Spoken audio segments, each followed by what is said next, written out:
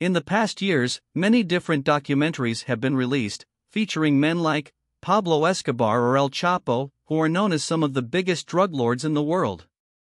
But what is the situation in the Netherlands? Do they have famous drug lords there as well? I have done some research for you. In this video I will give you a top 10 of Dutch drug lords. But before I do that, I would like to ask you to subscribe to my channel so you won't miss any of my videos. Number 10. Jos Liedekkers, also known as Bal Jos, which means Fat Jos in English, is high on the list as one of the most wanted criminals in Europe. The Dutch Jos is seen as one of the main players in the international cocaine trade. He is also suspected of large-scale money laundering of the criminal proceeds of his drug trade. There is also suspicion that he is involved in very serious cases of excessive violence, including the disappearance and death of Naima Jalil. This woman disappeared on October 20, 2019 after getting into a car in Amsterdam. Bal Jos is still on the run from the police. He is from the Dutch city, Breda, but currently has no fixed residence in the Netherlands.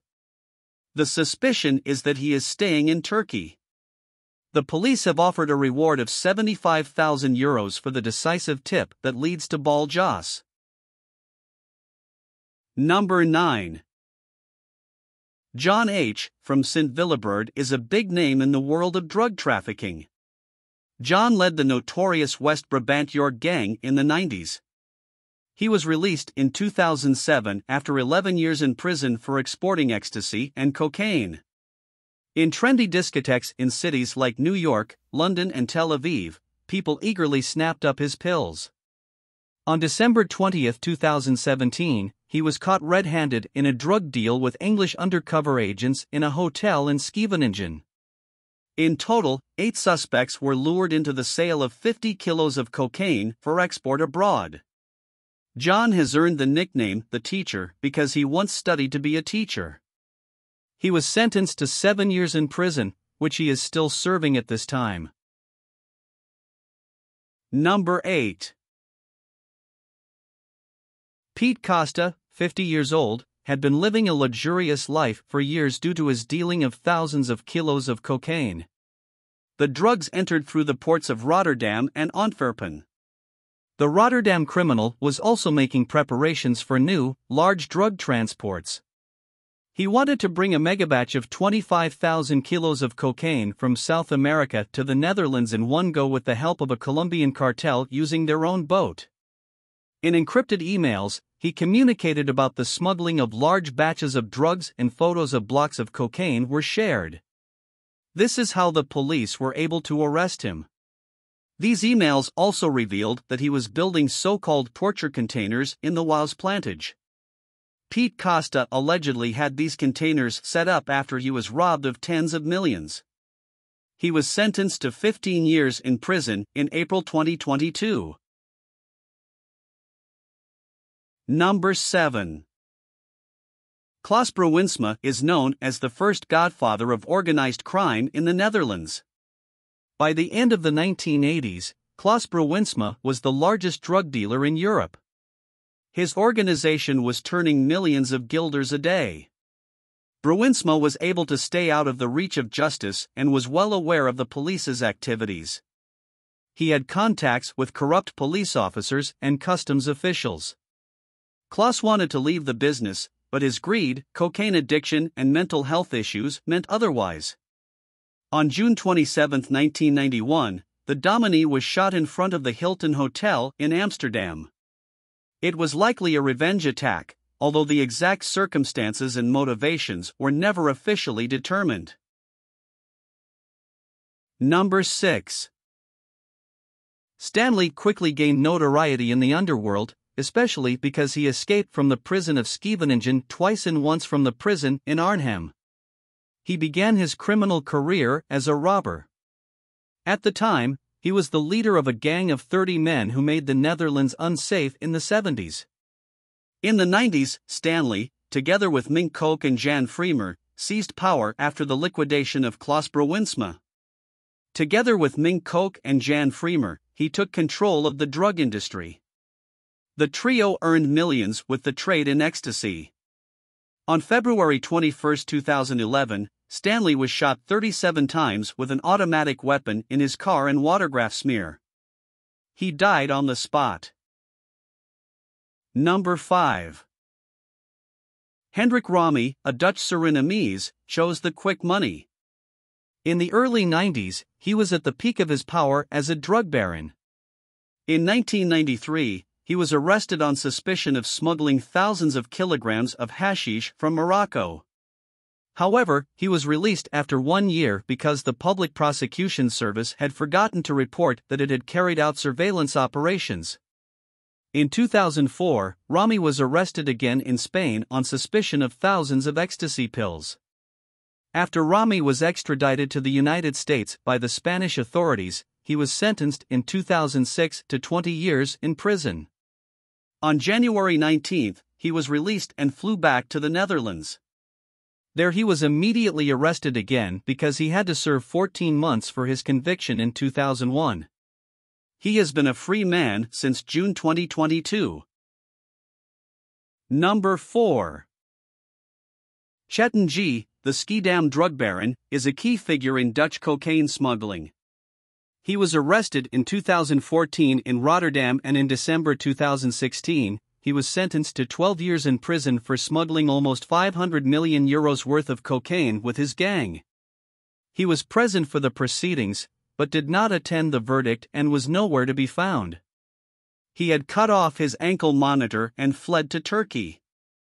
Years later, he was arrested by the Turkish police and sentenced to 1,482 years in prison. However, it was announced last month that the Turkish police have released him. The case will not be resumed until January 2023 so that more evidence can be collected. Until then, he is allowed to move freely in Turkey but is not allowed to leave the country. Number 3. The notorious Surinamese Dutch drug baron, Piet Wortel, is seen as an important drug dealer, constantly sending large amounts of cocaine to countries such as the Netherlands, where Dutch criminals receive and further transport the shipments. In 2014, Wortel was convicted in the Netherlands to 7 years in prison for large-scale drug trafficking, following his arrest in Spain in 2012. The Public Prosecution Service had requested 9 years in prison. He managed to escape, however, and since then had mainly stayed in Suriname. For a criminal, Wortel was often very visible. In 2012, for example, a photograph of him with King Willem-Alexander and Maxima appeared in the media. Piet was grinning next to Willem-Alexander, who would not have suspected who he was. On Tuesday, November 8, 2022, he was arrested in Aruba. He is suspected of involvement in 2 assassinations and large-scale drug trafficking. Number 2. Ridouan Taghi, a Moroccan-Dutch drug lord with nicknames such as the Little One and Patron, was the most wanted criminal in the Netherlands.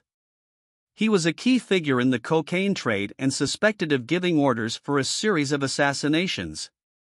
Taghi chose a career in crime and seemed determined not to remain a small player. For a long time, the drug criminal managed to stay out of sight of justice. It was not until the summer of 2015 that the police stumbled upon Taghi's name by chance.